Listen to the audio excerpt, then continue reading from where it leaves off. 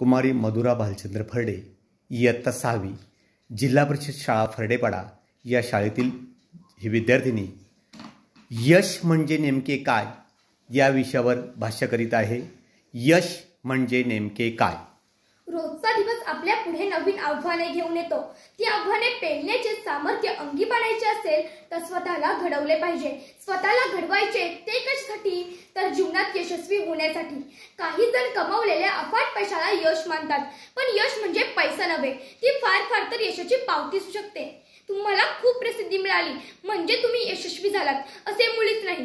तुम्ही अनेक मित्र जोडले, सतत तुम्ही त्यांच्या घराट्यात असता म्हणून तुम्हाला यशस्वी म्हणता येत नाही। मग यश म्हणजे नेमके काय? तर आपण जे उद्दिष्ट ठरवलेले असते ते प्राप्त करणे म्हणजे यश। आपल्या प्रत्येकाच्या अंगी काही कौशल्ये असतात, गुणवत्ता असते। त्या कौशल्यांची व गुणवत्तेची सर्वोत्तम पातळी गाठणे म्हणजे यश।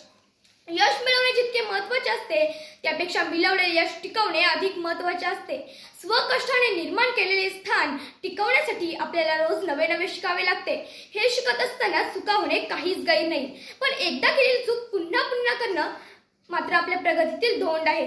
तुमची खरी स्पर्धा इतरांशी नसते, ती स्वतःशीच असते। दुर्दैवाने याचाच आपल्याला विसर पडतो। मग आपण आपले सगळे आयुष्य इतरांशी स्पर्धा करण्यात, इतरांशी तुलना करण्यात घालवतो। इतरांशी तुलना जरूर करावी, पण ती स्वतःची क्षमता वाढवण्यासाठी, दुसऱ्याला कमी लेखण्यासाठी नव्हे।